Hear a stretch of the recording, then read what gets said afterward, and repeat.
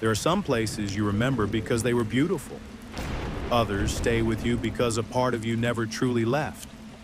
For me, that place is the Black Pine Motor Lodge, somewhere along an old highway in northern Oregon. I have searched for it many times since that night. I have searched maps, motel directories, property records, even old newspaper archives. But according to every official record I could find, the Black Pine Motor Lodge never existed. I was 29 when I found it. It was late October, and I'd been driving for nearly 11 hours. Rain followed me through the mountains, turning the road into a narrow ribbon of black glass. My phone had lost its signal an hour earlier. The fuel gauge was almost empty, and the only light ahead came from my own headlights. Then, through the trees, I saw a red neon sign. Black Pine Motor Lodge. Vacancy. The letters flickered slowly, as though the sign were breathing.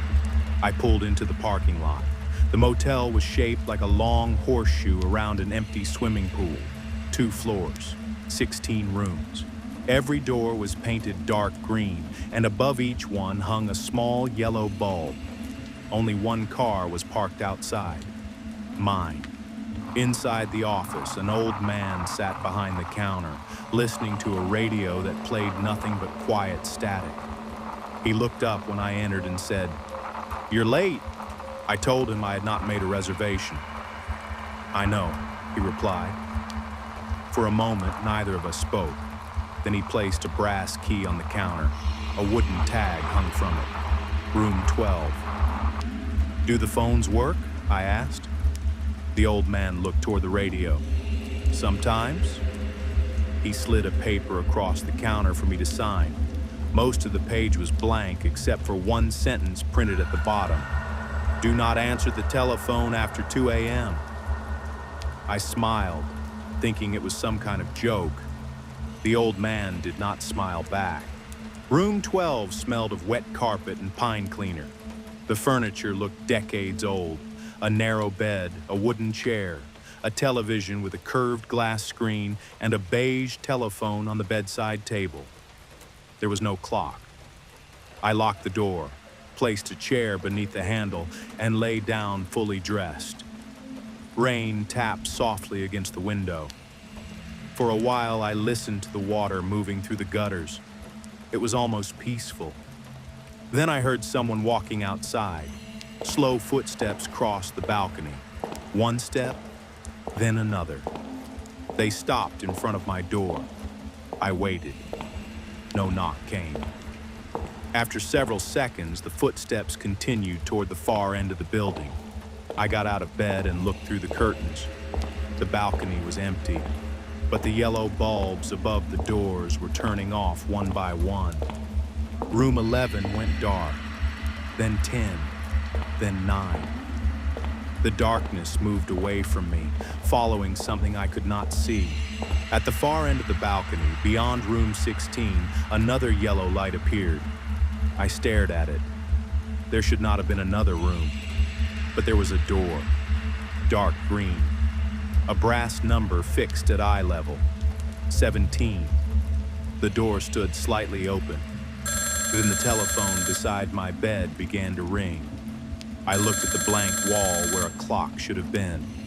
The phone rang again, and again. I remembered the sentence on the registration paper. "Do not answer the telephone after 2 a.m. I let it ring. After the 7th ring, it stopped.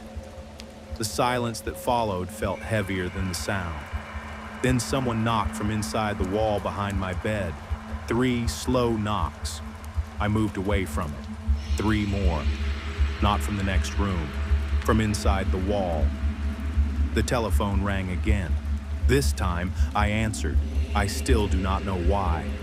Maybe I wanted the sound to stop. At first, I heard only rain. Then a man whispered, "Please stop knocking." His voice sounded weak and distant. "I'm not knocking," I said. The line crackled. "You are," he replied. "You've been knocking for 37 years. I nearly dropped the phone. Before I could answer, he said my full name.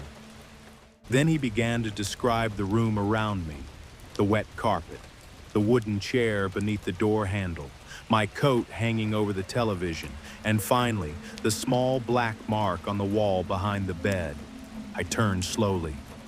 There was a mark there, a thin vertical line almost hidden by the wallpaper. The man on the telephone began to cry. "Don't open it," he whispered. "Whatever happens, don't open the door." The line went dead. At that exact moment, the wardrobe door swung open by itself. Behind the hanging wooden panel was a narrow opening in the wall. A door. No handle. Only a black keyhole. The brass key to room 12 was still in my pocket. I could feel its weight against my leg. Outside, the footsteps returned. They moved along the balcony, passing each room. 16, 15, 14, coming closer. I pulled the chair away from the entrance and reached for the lock, but before I touched it, someone on the other side whispered, "Please let me in." It was my voice, not similar to mine, not almost mine, my exact voice. "I know you're in there," it said. The handle began to turn. I backed toward the wall. Behind me, the hidden door clicked. The brass key was no longer in my pocket. It was inside the black keyhole. The hidden door slowly opened. Beyond it was not another room. It was the motel corridor, but older. The wallpaper was brown. The lights were dim. Rainwater ran across the floor, although there were no windows. At the end of the corridor stood a man facing away from me. He wore my coat. He had my height, my hair. When he turned, I saw my own face, only older, much older. In one hand, he held a telephone receiver. In the other, a brass key marked 17. "Please," he said, "you have to take my place." Then the entrance door to room 12 burst open. The room filled with darkness. Not the darkness of an unlit room, but something deeper, something that seemed to erase whatever it touched. The older version of me grabbed my wrist. His hand was freezing. "I answered the phone," he said, "just like you." The darkness moved across the carpet. The bed disappeared, then the chair, then the television. I pulled away and ran into the corridor. The hidden door slammed behind me. I ran toward a pale light at the far end. Behind me, I heard two sets of footsteps. One belonged to the older man. The other sounded exactly like mine. The corridor seemed to stretch as I ran. Doors passed on either side, each marked with the same number, 17. Behind every door, a telephone was ringing. At last, I reached the light and pushed through it. I woke in my car at sunrise. The engine was running. The road ahead was dry. There was no motel behind me, only trees. On the passenger seat lay a brass key, room 12. I drove until I reached the nearest town. At a gas station, I asked the cashier about the Black Pine Motor Lodge. She stared at the key in my hand, then reached beneath the counter and pulled out an old local newspaper. The date was October 19th, 1986.